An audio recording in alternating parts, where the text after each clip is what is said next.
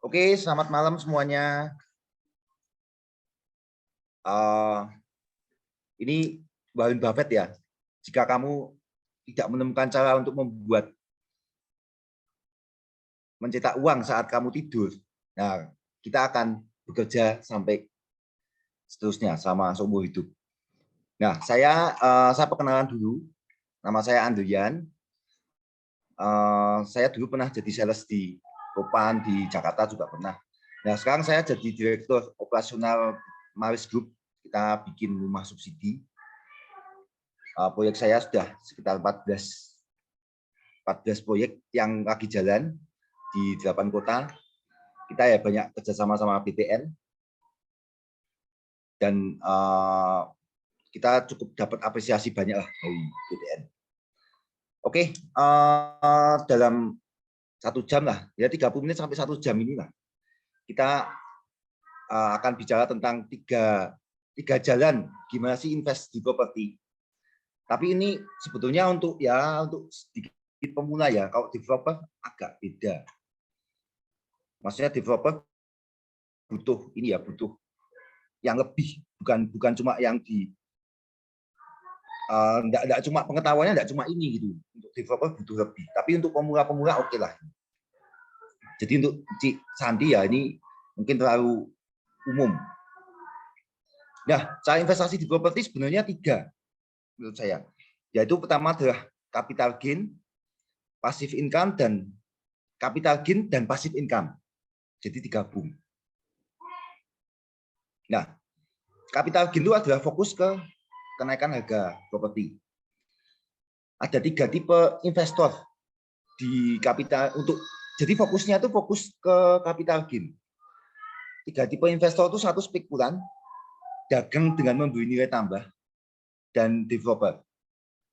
Nah, spekulan tuh ya banyak ya. Spekulan tuh mereka beli tanah, didiemin, nunggu harga naik, beli rumah, didiemin, nunggu harga naik.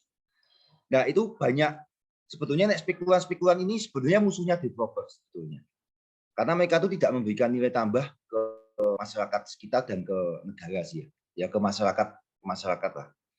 Tipe-tipe spekulan ini contohnya tuh ya ada orang yang ini sih ya, misalnya nih exit tol. Oh, ini ada rencana exit tol nih. Nah, dia langsung beli nih tanah. Jadi nanti begitu exit tolnya jadi, dia mau jual. Nah, tapi kadang-kadang pemerintah ya pintar juga. Dia kadang-kadang exit tolnya di sini dipindah ke sini. Jadi yang beli tanah mati juga itu. Nah, tipe-tipe spekulan ini memang tipe-tipe yang musuh developer lah. Ini sebaiknya teman-teman di sini janganlah tipe spekulan cuma beli tanah kosong, kemudian cuma didiemin aja. Nah, yang kedua adalah tipe dagang dengan memberi nilai tambah. Dagang dengan memberi nilai tambah itu ceritanya gini sih, kita beli rumah, terus kita perbaiki lah. Misalnya rumahnya rumah bobrok, terus kita renovasi, terus kita jual lagi. Seperti itu. Nah, dagang dengan memberi nilai tambah ini kalau misalnya teman-teman pada beli di developer dengan misalnya tanah kosong, developer butuh uang, terus beli dengan cash keras di awal-awal, itu ya dagang dengan memberi nilai tambah. Karena teman-teman belinya di tanah kosong, nanti jualnya waktu sudah jadi. Termasuk yang dagang dengan memberikan nilai tambah ini. Nah, saya juga punya sedikit pengalaman kalau yang dagang dengan memberikan nilai tambah ini, kita ya beli rumah, direnovasi, kemudian dijual lagi, itu ya cukup menguntungkan. Tapi memang harus tahu pengetahuannya ya, maksudnya apakah rumah ini harganya memang murah atau harganya standar. Terus kita kalau misalnya kita renovasi sekian, kita jual berapa?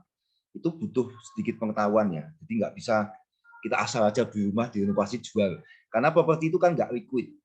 Jadi kadang-kadang kalau misalnya kita nggak ngerti nilai propertinya, jualnya ya lama, nanti uangnya mandek. Nah, yang ketiga adalah developer. Developer ya teman-teman tahu sendiri ya, kalau developer ini butuh kemampuan yang karena dia jual tanah terus jadi bangunan, jadi memberikan sangat banyak nilai tambah. Tapi sangat butuh pengetahuan. kalau developer, dan butuh modal. Nanti ada yang dibutuhkan untuk investasi properti. Nah, sedangkan kalau passive income itu fokus ke pendapatan harian, bulanan, dan tahunan. Jadi kalau harian ya hotel, villa, kalau bulanan ya kos, terus buat food court, tahunan ya rumah atau ruko.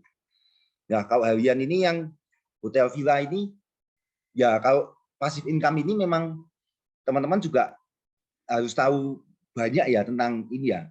Kalau mau main di passive income ini harus tahu banyak. Tapi walaupun sekarang itu sudah ada ini sih, sudah ada kayak misalnya kayak hotel itu kan sudah ada manajemen hotel, manajemen villa. Kalau teman-teman punya modalnya banyak ya bisa aja investasi ke hotel dengan nggak punya pengetahuan hotel ya. Kalau teman-teman memang sudah biasa bikin hotel, tahu manajemennya ya nggak ada masalah. Tapi kalau teman-teman nggak tahu sama sekali ya harus pakai manajemen ya, karena itu cukup membuat ini ya, apa namanya,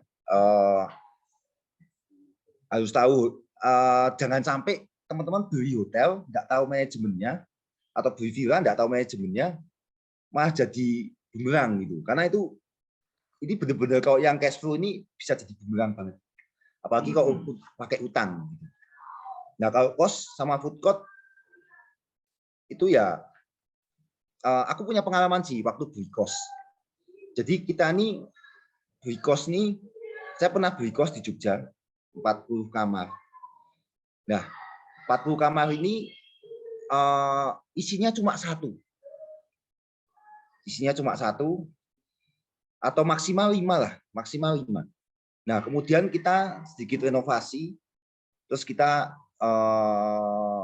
pakai jurus marketing, sehingga dalam 2 bulan itu kosnya penuh.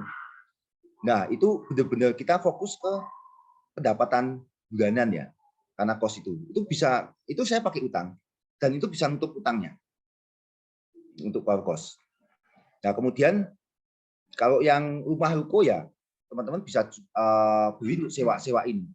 Tapi kalau yang paling menguntungkan paling banyak ya pasti hotel atau villa atau yang harian ya. Tapi itu butuh pengetahuan yang lebih dibanding yang bulanan atau tahunan. Kalau yang paling santai ya yang rumah ruko gitu disewain tahunan gitu lebih santai, tapi hasilnya pasti akan lebih sedikit. Karena biasanya dapatnya kalau rumah itu paling dapatnya ya 3% lah. Dari harga itu 3%. Kalau ruko itu ya bisa 4-5%, sudah bagus. Sampai 4-5% sudah bagus. Nah, kemudian capital gain dan passive income. Maksudnya ini bisa digabung ya. Kayak yang aku beli kos-kosan itu akhirnya karena sudah masuk dan utang banknya sudah nutup. Jadi kita sudah ceritanya dapat cash flow gratis, dapat passive income gratis. Tapi karena waktu itu saya ini apa namanya rumah kosnya terus ditawar dengan harga tinggi, ya akhirnya ya dijual. Akhirnya dijual sehingga dapat capital gain. Nah, orang beli dengan harga tinggi kalau passive income-nya sudah banyak, sudah misalnya kalau zaman dulu mungkin bisa 1%, bisa itu orang akan beli dengan harga yang cukup tinggi. Tapi kalau misalnya kosnya masih kosong, masih apa, itu biasanya orang tidak akan mau beli dengan harga tinggi. Seperti itu. Nah, kemudian yang dibutuhkan untuk investasi ini apa sih? Yang dibutuhkan untuk investasi ini sebetulnya itu modal, pengetahuan, dan waktu. Nah, contohnya adalah yang ini ya, yang capital gain ini ya. Capital gain ini sebetulnya kalau misalnya teman-teman mau beli rumah, kemudian diinvestasi, direnovasi, kemudian dijual. Nah, teman-teman ini sebenarnya punya modal nggak? Kalau punya modal lebih enak, karena punya modal banyak, beli rumah ya Pak, bayar aja pakai cash. Direnovasi, dijual, dijualnya juga mungkin santai. Karena teman-teman punya modal, jadi dijualnya santai. Itu nggak usah punya pengetahuan yang terlalu banyak, terus nggak punya waktu. Waktu tuh gini ya, waktu tuh sebetulnya gini. Untuk mendapatkan properti murah itu butuh waktu. Karena kita harus cari banyak. Nah, jadi kalau misalnya teman-teman punya modal, itu sebetulnya tidak ada masalah karena itu lebih gampang. Nah, karena modal, pengetahuan, dan waktu ini ada tiga ini ya. Punya modal dan pengetahuan, itu teman-teman bisa mempersingkat waktu. Jadi misalnya nih teman-teman, aku punya modal, punya pengetahuannya banyak nih, di rumah, kemudian di inovasi langsung jual karena pengetahuannya tahu ini jual bisa harga segini, cara jualnya seperti ini, gini. Nah itu waktunya bisa sangat cepat, bisa mungkin beli di inovasi 1 bulan langsung dijual bisa. Ya, jadi bisa mempersingkat waktu. Terus kalau punya pengetahuan dan nggak punya waktu, nah ini contohnya kayak ya mungkin kayak saya ya termasuk yang modalnya juga terbatas, mungkin kayak Cik Santi juga mungkin karena pakai utang berarti kan modalnya terbatas. Jadi punya pengetahuan dan punya waktu tapi tidak punya modal. Nah itu bisa memperkecil modal karena gini, waktu saya beli kos-kosan itu, beli kos-kosan sehingga bisa dapat 40 kamar terus bisa dijual dengan harga tinggi. Itu carinya juga nggak gampang, jadi butuh waktu sebetulnya. Tahu pengetahuannya, tahu cara marketingnya. Tapi saya ini butuh waktu untuk cari, karena untuk mendapatkan kos-kosan seperti itu. Ditanya saya tuh waktu itu beli 700 juta lah, 700 juta 40 kamar di Jogja. Kemudian aku inovasi habis 100 juta lah, jadi 800 juta. Waktu itu aku pinjaman ke bank, pendapatan bulanannya bisa sampai 15 juta. Terus kita jual itu bisa sampai 1,5 M. Jadi bisa untung sekitar 700 jutaan lah. Ya 600 lah mungkin kalau sama pajak-pajak. Nah, tapi untuk mendapatkan itu, saya tuh cari 1000 kos dulu sebelum dapat itu. Nah, punya waktu nggak untuk cari 1000 kos itu sebelum dapat yang paling bagus itu. Kalau nggak punya waktu, ya itu memang karena saya waktu itu ya masih nganggur, masih ini punya waktu ya bisa cari itu. Tapi kalau sudah nggak punya waktu, misalnya teman-teman bekerja atau waktunya sudah apa ya nggak bisa juga. Saya gitu. Nah, punya modal dan waktu. Nah, saatnya cari ilmu. Karena kalau sudah punya modal, misalnya kita punya modalnya besar. Terus semua diberi cash. Punya waktu santai, bisa cari yang murah-murah gitu. Ya sebenarnya saatnya itu belajar untuk cari ilmu ya sebetulnya ya. Nah, jadi ini aku sebenarnya ada 3 itu dan aku sedikit sharing aja, cerita aja. Awal-awal itu saya sebenarnya sama Pak William itu, sama Ko William itu kita sama jadi satu. Pertama-tama yang saat kita pertama kali itu kita memang carinya apa dulu untuk investasi properti adalah cari ilmunya dulu. Jadi cari ilmunya dulu. Kita Pak William waktu itu juga ikut seminarnya TDW. Saya nyusup juga waktu itu, ke seminar TDW, cari ilmunya dulu. Setelah itu pertama kali kita belinya rumah lelangan. Nah, rumah lelangan itu harganya murah, tapi ya memang itu rumah lelangan itu ya ada kendala-kendala macam-macam ya. Orangnya nggak mau keluar, dia di dalam gitu, terus pokoknya intinya aku nggak mau metu, kayak preman lah. Nah, tapi berapa ya tetap bisa diatasi ya. Nah, cuma cari rumah lelang itu juga yang aman banget, yang rumahnya kosong, harganya murah, itu juga butuh ilmu juga. Karena kadang-kadang bank itu memberikan pinjaman itu lebih besar dari nilai propertinya juga bisa aja. Jadi harga lelangan itu belum tentu murah juga. Nah, itu kita punya ilmu dan kita punya waktu. Tapi tidak punya modal. Jadi kita waktu itu ya beli kecil-kecil dijual, beli kecil-kecil dijual. Terus setelah itu kita bikin developer, kita bikin apa namanya, bikin kayak ruko gitu ya, bikin ruko.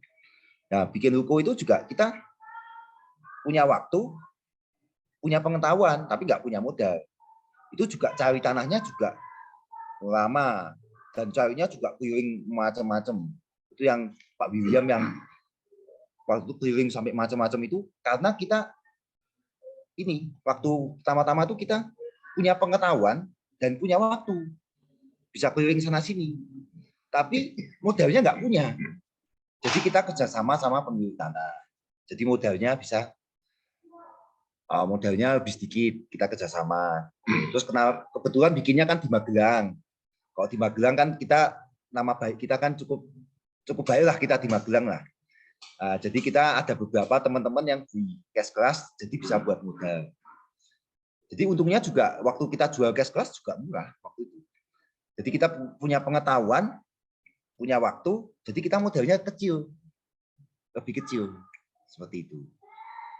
Nah, kemudian setelah itu kita beli kos-kosan. Ada beberapa kali beli kos-kosan. Di kos-kosan itu ada yang beli jadi, ada yang dari tanah. Terus kita bangun kos, terus kita jual. Nah, itu ya sama, modalnya masih kecil juga. Jadi harus punya pengetahuan dan punya waktu. Waktunya buat carilah tanah-tanah yang memang murah dan ini cocok buat kos. Karena misalnya kita main kos-kosan gitu ya. Kita lihat ini kos-kosannya itu laku harga berapa. Terus ini pangsa pasarnya pekerja, mahasiswa, atau pangsa pasarnya misalnya ya apa namanya kayak gadis-gadis karaoke kan itu juga harus tahu gitu. Jadi kalau pekerja, mahasiswa sama gadis karaoke itu jelas beda segmen gitu, beda segmennya. Kalau misalnya kayak gadis karaoke ya bebas-bebasin aja, sudah bebas-bebasin, kasih kunci semua, udah mau pulang kapan aja bebas, cowok nginep boleh. Nah itu laku sebagai gadis-gadis karaoke. Nah kalau misalnya buat mahasiswa ya agak beda, sama pekerja juga beda. Nah jadi kita di kos-kosan itu kita juga harus tahu pengetahuannya dulu. Kalau asal bikin kos-kosan nggak tahu pangsa pasarnya siapa, ya susah juga. Pasti kadang-kadang tahu pas hoki ya bisa pas hoki. Tapi kan hoki itu kan atau beruntung itu kan nggak setiap saat. Seperti itu. Nah, kemudian kita setelah itu kita memutuskan untuk main di rumah subsidi. Nah, rumah subsidi juga sama. Kita punya pengetahuan dan punya waktu, tapi modalnya ya sudah punya modal lah, sudah punya modal lumayan. Tapi kan kalau kita membuat satu proyek, sedangkan waktunya itu lama gitu. Kalau kita membuat satu proyek gitu. Makanya kita sampai sekarang ini kita bisa membuat satu holding yang bisa memanajemeni sampai sekarang itu sampai totalnya kita 14 proyek itu. Karena kita punya pengetahuan dan waktu, nah, kembali lagi ke modalnya juga terbatas. Tapi kita punya pengetahuan dan kita punya waktu. Tapi waktunya ini kalau sekarang sudah saya gantikan sama tim saya. Karena ada tim saya yang untuk survei, ada yang apa, ada yang kalau untuk marketing sudah ada marketingnya sendiri, untuk survei marketnya seperti apa. Itu waktunya sudah tergantikan oleh tim saya. Tapi modalnya saya tetap kecil. Nah, seperti itu. Jadi kira-kira kalau untuk pemula sih sebaiknya kalau misalnya teman-teman punya modal, itu teman-teman mainnya yang beli rumah, direnovasi, dijual. Itu lebih baik untuk awal-awal yang benar-benar belum pernah main properti ya. Atau beli kos-kosan ya boleh, beli kos-kosan, tapi kos-kosannya nggak usah gede-gede dulu lah. Beli kos-kosan kalau ini punya modal. Tapi bagaimana kalau nggak punya modal? Nggak punya modal itu ya misalnya mau beli rumah bisa nggak? Bisa aja kalau nggak punya modal. Misalnya diajak kerjasama, pemiliknya diajak kerjasama. Atau mungkin kalau teman-teman yakin bahwa produk ini sebenarnya murah banget, pakai KPR juga bisa. Tapi KPR itu kalau harga propertinya nggak biasa-biasa aja rugi. Termasuk rugi kalau pakai KPR. Nah, jadi tapi kalau teman-teman yakin bahwa ini benar-benar murah, ya pakai KPR bisa. Atau misalnya teman-teman kan tadi pemilik tanah rumah diajak kerjasama. Tapi apa ya banyak yang pemilik rumah mau diajak kerjasama? Nah itu ya sedikit sekali. Sedikit sekali. Bisa tambah modal nggak? Bisa, tapi sedikit sekali. Nah, jadi teman-teman butuh waktu yang banyak untuk cari yang bisa seperti itu. Kalau teman-teman nggak punya waktu, nggak punya modal, tapi punya pengetahuan,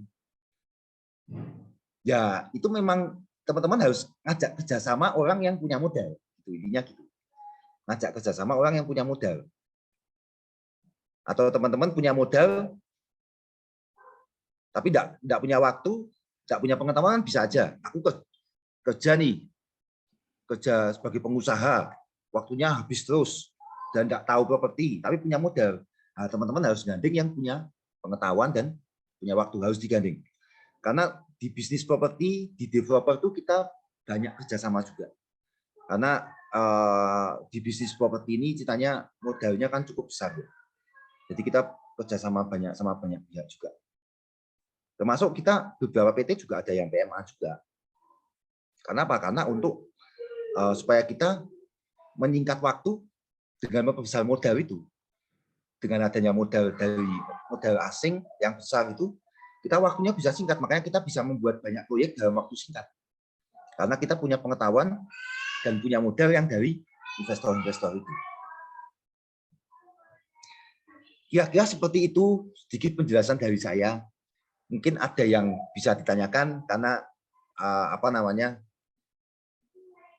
ini sesinya tanya jawab, nanti beberapa pengalaman saya juga akan saya ceritakan secara gamblang. Jadi Bruce Lee itu pernah berkata, sekedar tahu itu tidak ada gunanya. Jadi teman-teman cuma tahu gitu-gitu, kayak saya dulu pertama kali ikut seminar juga tahu, tapi berani untuk praktek. Praktek, kalau teman-teman yang belum pernah bisnis properti, semua orang itu bisnis properti. Jadi mau yang dari yang nggak punya uang sampai itu semuanya pengen bisnis properti. Nah, jadi kita harus menerapkan apa yang kita tahu dan kita harus berani karena bisnis properti itu butuh keberanian. Seperti itu. Terima kasih banyak. Nanti kalau ada yang ditanyakan bisa ditanyakan. Kita santai aja kan? Santai Pak Adrian. Terima kasih. Ya kira seperti itu yang dari saya. Ini ya cukup dasar juga karena kalau mungkin detail-detailnya banyak sekali detailnya. Kalau misalnya nanti mau tanya-tanya tentang properti, misalnya mau telepon saya juga bisa. Jadi saya feel free aja lah. Saya juga bukan yang orang yang pelit ilmu gitu, enggak. Yang tahu saya pasti akan kasih tahu. Seperti itu.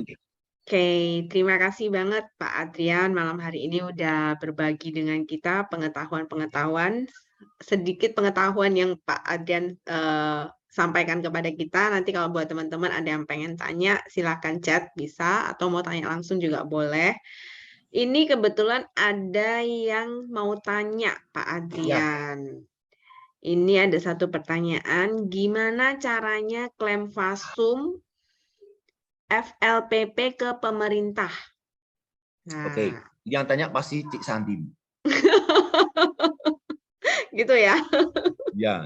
Oke, silakan Pak Adrian. Oke, jadi gini, fasum itu sebetulnya gini sih. Kalau saya kan banyak proyek FLPP ya, dan 90% saya memang proyek FLPP.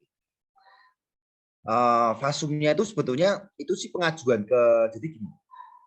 Kalau secara aturan tuh rumah harus terbangun, rumah tuh minimal harus 100. Setahu saya ya ini, rumah minimal harus 100. Terus harus kebangun 50%. Setelah itu pengajuan ke PU. Tapi saya sendiri terus terang tidak pernah pakai pengajuan fasum ke PU. Karena itu ribetnya minta ampun dan potongannya juga minta ampun banyaknya. Karena dipotongnya ya namanya juga Indonesia gitu ya. Ya kadang-kadang dipotongnya banyak lah. Nah, jadi saya tidak pernah pakai itu. Saya masih bangun sendiri. Kalau saya bangun sendiri, saya tidak mau ribet. Karena kalau fasumnya enggak. Jadi gini, kalau begitu kita bangun, misalnya nih, kita ada 100 unit. Terus kita bangun 30 unit. Terus fasumnya langsung kita kerjakan, pavingnya langsung kita kerjakan. Itu tetap kita jualnya lebih cepat. Daripada kita nunggu pemerintah. Dan pemerintah itu juga cuma gini, misalnya habisnya 200 juta gitu. Dari pemerintah itu cuma dapat nggak nyampe 100%, cuma dapat 50% atau 40%. Setahu saya seperti itu. Jadi saya memang nggak pernah pakai, nggak pernah ngajukan ke pemerintah sih. Biar developer yang dekat-dekat sama pemerintah. Tapi kalau pengajuan ya bisa, itu datang ke PU aja. Pengajuan ke langsung itu biasanya dari PU memfasilitasi kok. Dari PU tempat. Oke, Pak Adrian, berarti kalau boleh tahu nih ya, untuk orang awam kalau boleh tahu, FLPP itu apa sih Pak Adrian? FLL itu fasilitas likuiditas, fasilitas likuiditas, aku nek enggak apa ya, fasilitas likuiditas pembiayaan perumahan. Pembiayaan perumahan. Pembiayaan kredit rumah, enggak? Pembiayaan perumahan. Ya, jadi itu FLPP itu tuh adalah bantuan atau program dari pemerintah untuk membantu orang-orang yang gajinya di bawah 8 juta. 8 juta itu suami istri ya, kalau single 6 juta. Untuk memiliki rumah dengan mendapatkan subsidi dari pemerintah. Subsidinya bisa dua. Satu, bunga. Yang satu lagi berupa plafon. Jadi dibedakan, kalau FLPP itu yang subsidi bunga. Subsidi bunga itu kalau kita KPR di bank, mungkin kan bunganya bisa 6%, 7%, tapi fixnya kan cuma setahun. Setelah itu floating. Floatingnya bisa sampai 11, sampai 12. Kalau ambil syariah, bisa setara dengan 15%. Tapi dengan subsidi pemerintah itu, bunganya 5% sama terus efektif sampai 20 tahun. Jadi 20 tahun juga bunganya 5%. Jadi ceritanya ada yang 10 tahun yang lalu ngambil rumah subsidi atau rumah FLPP, dia cicilannya cuma 200.000 ada sampai sekarang. Jadi 10 tahun yang lalu cicilannya 200.000, 300.000 ada. Tapi untuk itu khusus untuk orang yang memang pendapatannya di bawah itu ya, di bawah 8 juta. Untuk double income sama 6 juta kalau yang single. Oh, apakah semua orang boleh mengajukan dengan syarat-syarat yang tadi, pendapatan sepasang suami istri 8 juta, single 6 juta, berarti semua orang boleh ngajuin atau cuman untuk instansi tertentu, Pak Adrian? Semua orang, WNI, semua WNI. Oh, oke. Semua WNI bisa. Oh gitu, Termasuk, jadi tapi yang di atas, jadi ada ketentuannya di atas 12 tahun kalau sekarang. Di atas 18 tahun. apanya di atas? Oh, umurnya, usianya. Umurnya 18 tahun. Di atas 18 Oh, iya, iya, semua iya. WNI bisa. Jadi nggak harus instansi. Oh gitu ya. Oke, oke. Terus ini kemudian ada pertanyaan kembali. Pak Adrian, saya mau tolong tanya, untuk invest rumah, apa itu bukan termasuk liabilitas secara kan nggak mungkin bisa langsung terjual atau tersewa? Gini sih, kalau beli rumah itu tuh sebenarnya kan ada rumah itu aset atau liabilitas itu kan kadang-kadang orang kan rumah itu aset gitu kan, bukan liabilitas. Sebetulnya tergantung sih. Kalau rumah itu kalau dipakai, ya itu liabilitas. Tapi kalau rumah itu memang mau dijual, memang kita cari itu capital gain atau cari passive income, yaitu aset. Nah, kembali rumah itu gampang dijual atau tidak dijual ya kembali ke pengetahuannya tadi. Dan itu ceritanya gini, kita tuh waktu beli, kalau kita mau invest properti, apalagi kalau beli rumah gitu ya, beli rumah itu dijual, kita tuh tidak boleh untung waktu jual. Kita harus untung waktu beli. Maksudnya untung waktu beli itu gini. Misalnya nih, di sana tuh pasarannya berapa sih? Misalnya satu rumah nih, oh pasarannya 500 juta. Di sana orang jual itu rata-rata tipe yang sama, luas tanah yang sama, 500 jutaan. Oh, ini ada orang jual dengan tipe yang sama, ini jual 300 juta. Nah, kita tuh sebenarnya sudah untung 200 juta dulu waktu beli. Nah, terus kita renovasi sedikit, misalnya 300 juta, direnovasi sedikit habis 50 juta gitu ya misalnya. Terus kita jual tuh pasti nggak bisa lebih dari harga pasar. Harga pasar sana 500 ya kita jual 500. Kalau memang mau cepat ya jual 450.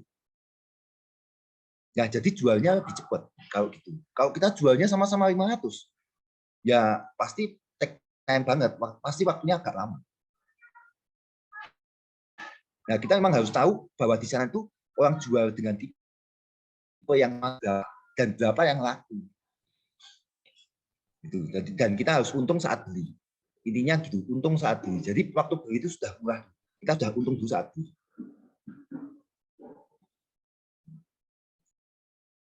Begitu.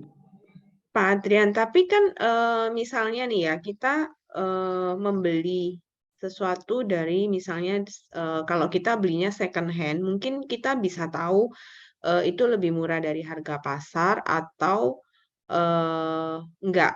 Tapi kalau kita beli dari developer untuk pertama kali, itu kan kita nggak tahu harga pasarnya seperti apa kan?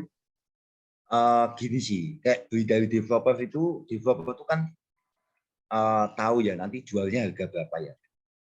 Ya. Misalnya kalau teman-teman mau beli rumah dari developer, intinya gini.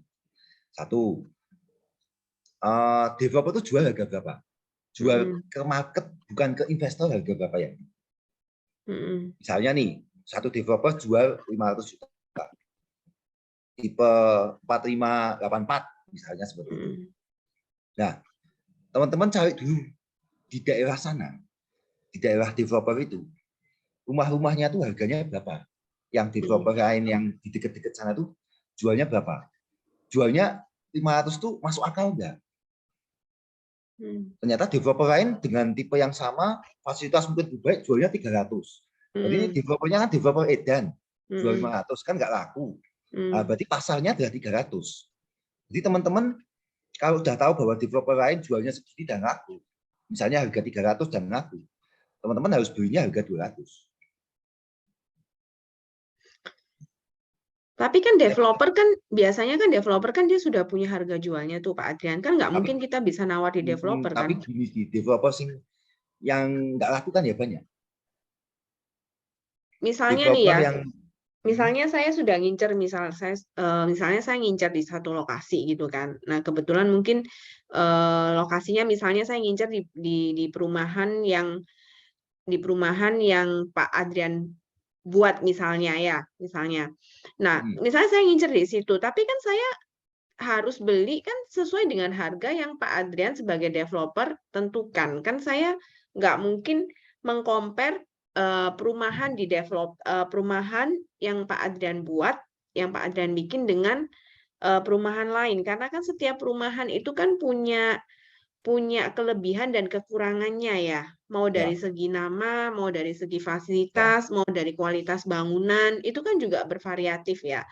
Nah, jadi apakah menurut Pak Adrian itu cocok kalau kita mengkomparkan antar sesama developer padahal mungkin dari segi kualitas dan lain-lainnya itu berbeda gitu. Nah, sebagai konsumen yang awam, ini kan tidak semua orang mengerti akan hal itu.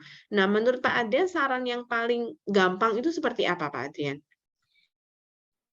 Ya, jadi gini, kalau misalnya kita nih pertama kali tahu dulu bahwa di rumah kan buat investasi, bukan buat dipakai. Nah, kalau buat dipakai ya mau harga berapa, kalau seneng ya sudah kan gitu. Kalau mau dipakai. Nek biasanya saya lihatnya gini dulu sih. Nek pertama kali saya mau beli rumah tuh saya lihatnya gini sih. Satu, lima developernya sudah punya nama belum? Misalnya nih Ciputra dibandingkan sama developer ABC ya beda. Memang beda. Kalau kayak Ciputra kan ya kita ceritanya gini lah. Itu memang ya harus tahu benar tentang itu, butuh pengetahuan sih. Maksudnya rumah ini tuh kalau dijual harga segini tuh laku enggak? Itu memang kita harus sedikit tahu ya. Jangan sampai kita beli dari developer itu intinya developernya itu kan soalnya developer yang jual harga yang terlalu mahal juga banyak, jadi nggak laku. Bahkan sekelas Ciputra pun ada beberapa proyek yang nggak laku. Iya betul. Sekelas Ciputra loh. Betul, betul kan? Jadi betul. kita tuh memang ya ini enggak ada ilmu pasti ya. Oh kalau ini pasti laku gitu, enggak juga sih. Tapi kita memang harus bisa membandingkan sama perumahan-perumahan lain yang setara. Setara itu maksudnya gini. Ciputra nih jual di misalnya nih di Surabaya mungkin ada Ciputra ya. Jualnya Ada, misalnya Cip. terus ada misalnya ada yang perumahan besar lagi apa? Kalau di Surabaya sih, kalau di Surabaya setahu saya ada Ciputra, ada Pakuwon, ada Grab Family, Nah, itu ada nah Bukit Darmo di Golf. sana itu ceritanya ya masuk akal nggak sih dia jual segini Hmm. dibandingkan sama developer lain misalnya itu soalnya ini memang bukan ilmu pasti ya. Intinya gini, saya beli di daerah sini harga segini yang developernya ini. Terus di sebelah dengan misalnya sama-sama besar harganya bisa sampai 70%, 80%. Nah, ini tuh bisa aja kemahalan. Nah, kita memang harus bisa membandingkan sama kompetitor sebelah-sebelahnya itu. Dengan tentunya dengan fasilitas yang mirip ya. Kalau satunya rumahnya cuma 5 unit, satunya Ciputra ya nggak bisa dibandingkan. Ya. Menurut Pak Adrian, kan biasanya kita ada appraisal independent ya biasanya ya. Saya tidak menyarankan sih. Gitu Tapi ya. ya boleh sebagai acuan sih. Gitu. Cuma kalau beli dari developer kan susah karena rumahnya Ya. biasanya jadi. Berarti memang Developer susah. setiap developer itu punya, intinya setiap developer itu pasti dia punya harga tarif untuk produk dia itu masing-masing ya. Ya, masing-masing. Ya, cuman tergantung kitanya suka nggak atau kita sendiri srek nggak gitu ya. Dan apakah lokasi itu menjadi lokasi yang favorit untuk kedepannya gitu kan ya. Ya, ya. Nah, Betul ya. biasanya Jadi developer itu kan punya kayak gini ya. Kayak kalau developer besar itu kan dia punya apa ya?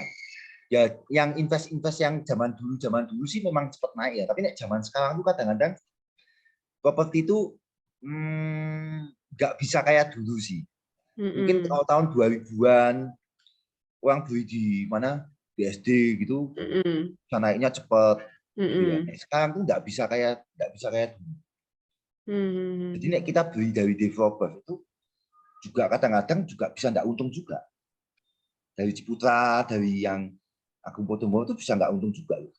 Apalagi kalau belinya pakai KPR. Sebenarnya kalau investasi memang jangan pakai KPR deh. Karena kalau pakai KPR terus pengennya harga naik nanti itu kemakan bunganya agak sedikit berat sih. Jadi mendingan kalau investasi jangan pakai KPR. Kalau saran saya ya. Kecuali kalau tanahnya benar-benar yang memang rumahnya murah banget, ya wis memang nggak punya uang ya harus pakai KPR nggak apa. Tapi kalau cuma biasa-biasa jangan pakai KPR. Karena itu rumah itu harus uang dingin. Berarti kalau memang kita untuk tinggal, untuk memang kita beli rumah, jadi tergantung kebutuhan kita. Apakah kita memang mau untuk tempat tinggal atau untuk investasi ya? Kalau untuk investasi lebih baik kita memang punya uang yang tidak memakai uang bank, ya jadi kita atau tidak uang kredit, jadi memang benar-benar uang yang free, yang kita memang mau pakai itu untuk investasi, untuk jual beli ya, atau jual beli ya. Ya, sebaiknya itu. Ya, karena memang kalau KPR, kalau kita hitung-hitung KPR juga kena bank, kena biaya provisi, kena biaya administrasi segala macam ya Pak ya. Ya, KPR itu mahal ininya, biayanya juga mahal. Biayanya mahal. Jadi mau investasi benar-benar investasi, ya itu kembali ke tadi, bukannya kita investasi nggak boleh pakai KPR, boleh. Tapi kalau rumahnya benar-benar murah dan kita merasa bahwa itu bisa jual dengan harga yang tinggi, betul. Itu boleh kan, dan harus cepat. KPR itu memang mungkin kalau punya LK lebih baik, kalau punya LK atau rekening koran. Ya. Itu lebih baik daripada KPR. Karena kalau KPR kan kita kalau misalnya 2 tahun dilunasi kan kena denda segala. Dendanya juga lumayan gede itu, 2%. Betul. Nah, itu sebaiknya memang, makanya saya tidak menyarankan. Kemudian Pak Adrian, ini ada yang bertanya, berarti kita nggak boleh beli dari developer ya Pak?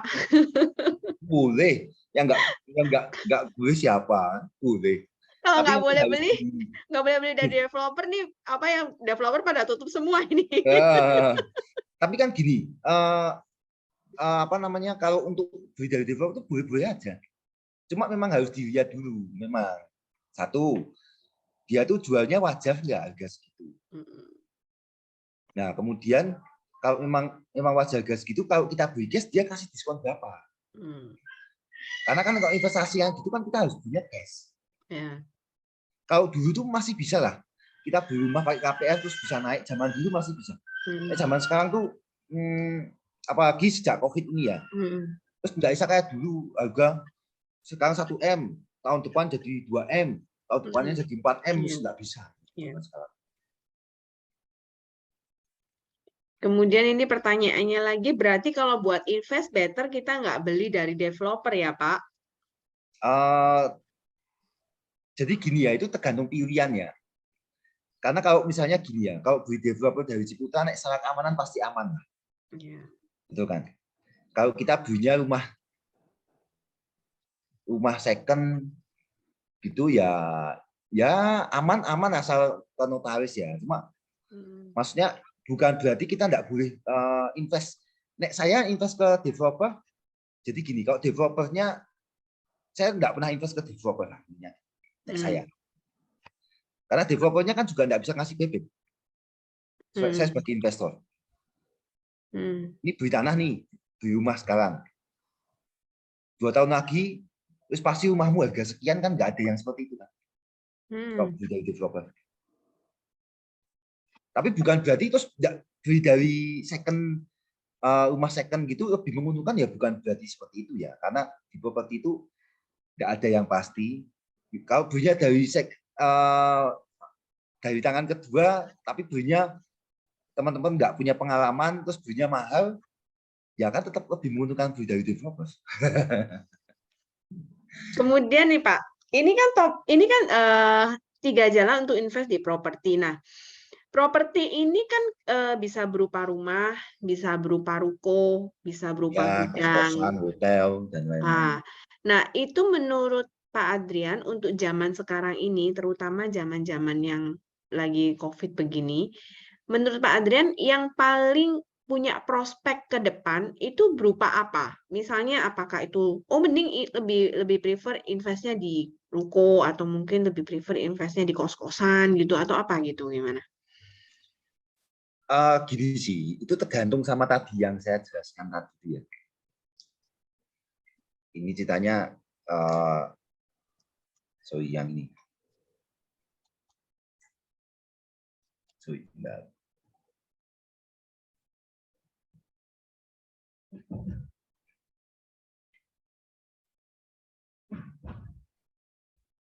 Nah, ini sebenarnya tergantung ini ya. Jadi nggak ada yang lebih baik dari rumah, hotel lebih baik dari villa, itu nggak ada juga sih. Cuma tergantung dari kebutuhan masing-masing. Misal nih, aku punya modal besar nih, punya uang nih 10 M gitu. Terus pengennya yang aman. Kalau pengennya yang aman ya beli rumah, beli ruko itu aman lah. Bayar cash itu aman lah. Tapi kalau misalnya aku mau sedikit-sedikit enggak mau lah. Aku mau yang income-nya banyak. Tapi aku mau berusaha keras gitu ya, beli hotel. Belinya hotel. Karena hotel kalau berdasarkan pendapatan ya paling besar pasti hotel atau villa. Tapi yang paling cepat mati ya hotel atau villa. Ya, makanya untuk zaman-zaman sekarang betul. Sekarang kayak ya zaman sekarang ya mungkin kalau paling aku nggak bisa ngomong paling bagus ya, karena itu punya plus minus sendiri. Dan itu kalau yang high return ya high risk, pasti. Kayak misalnya beli hotel, kalau nggak punya pengetahuan ya mati. Betul. Kos relatif aman lah kos. Maksudnya kalau kos punya modal sendiri, terus dia beli kos relatif lebih aman. Karena maksudnya kosnya nggak laku pun ya kan punya modal sendiri nggak apa-apa. Paling ya enggak kalau kos tapi kan pendapatannya juga beda sama maksudnya. Nah, gitu. Jadi harus dan tergantung teman-teman di sini punyanya apa, punya modal, punya pengetahuan, punya waktu, punya yang mana gitu. Tergantung yang tadi ya saya jelaskan itu. Nah, kalau misalnya ini apa namanya, kita beli, misalnya kita untuk investasi seperti hotel itu kan memang butuh ekstra pengetahuan juga maintenance dibandingin kos-kosan ya Pak ya. Karena kan kalau kos-kosan itu kan nilainya kan lebih kecil tuh. Jadi anytime Ya, kita mau jual misalnya ya kan, itu jauh lebih gampang kayaknya ya. Terus nah, masalah pajak juga. ya. Ya jadi kalau teman-teman yang masih pemula-pemula ya tak sarankan ya jangan beli hotel lah, belinya kos-kosan aja. Ribet masalah pajaknya. Iya, pasti. Nah, itu maksudnya kan makanya tergantung Ya, teman-teman sampai di mana gitu. betul. Saya aja kan di rumah subsidi nih. Kemudian kita mau bikin apartemen. Itu aja saya masih muda. Saya sama Pak William masih muda. Karena belum berani sama bikin apartemen. Iya. Karena Loh, Pak, pengetahuannya belum bisa gitu. Jadi tunda dulu, jangan dulu. iya. Apartemen ini kan juga ada apartemen yang subsidi juga kan, Pak? Ada. Ya, apartemen subsidi juga ada ya. Nah, itu apa beda? Apakah beda cara kerjanya dengan rumah subsidi, Pak? Bedanya apa apartemen subsidi dengan perumahan subsidi? Apartemen subsidi secara prinsip sama lah kayak rumah subsidi, cuma bedanya kan dia harganya lebih tinggi ya. Jadi kalau rumah subsidi itu sekarang harga pemerintah itu 150-500. Kalau di Jawa kecuali Jabodetabek ya. Kalau Jabodetabek itu 168 kalau nggak salah. Nah, kalau apartemen subsidi itu ada, kalau di Jabodetabek sekian aku nggak tahu apa sih. Kalau yang di Jawa itu mungkin sekitar 200-an, 200 sekian. Itu ada aturannya, tapi secara prinsip sama. Oh. Secara prinsipnya sama. Tapi secara apartemen itu kan kalau apartemen gimana, Pak? Kalau bangun apartemen itu kan harus langsung. Ya. Kalau rumah subsidi kayak Cik Santi tadi laku 1 ya bangun 1 kan bisa.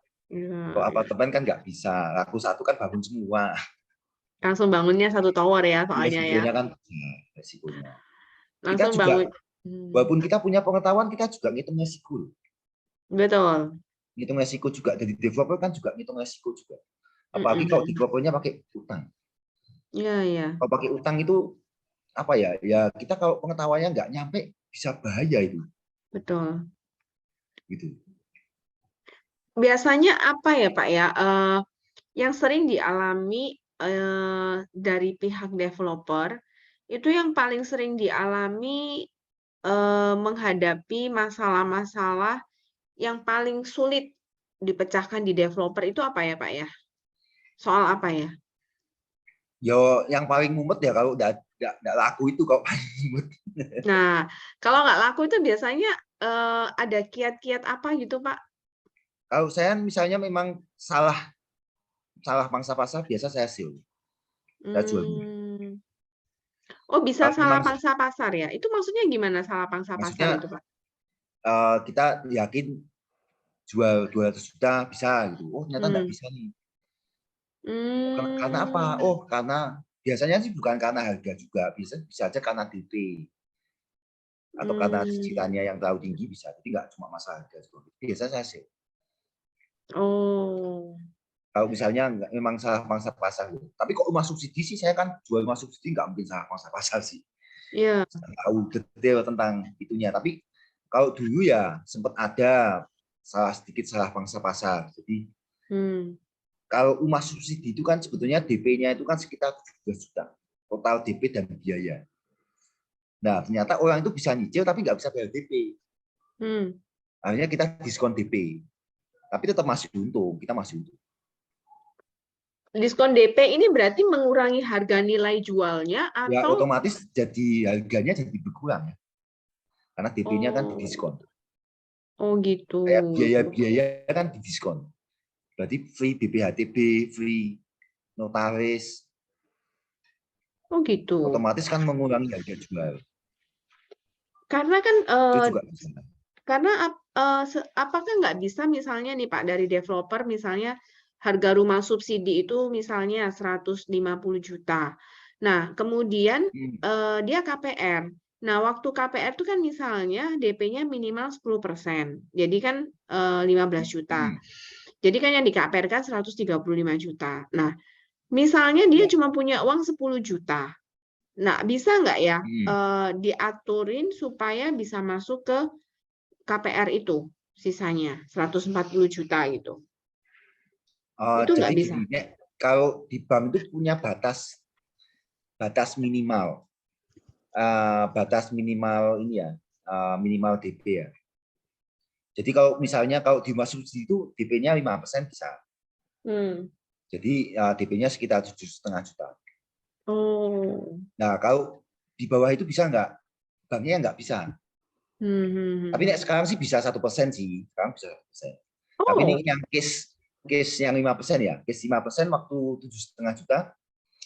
Kemudian itu biaya lain-lain, biaya pajak dan biaya notaris totalnya sekitar 17.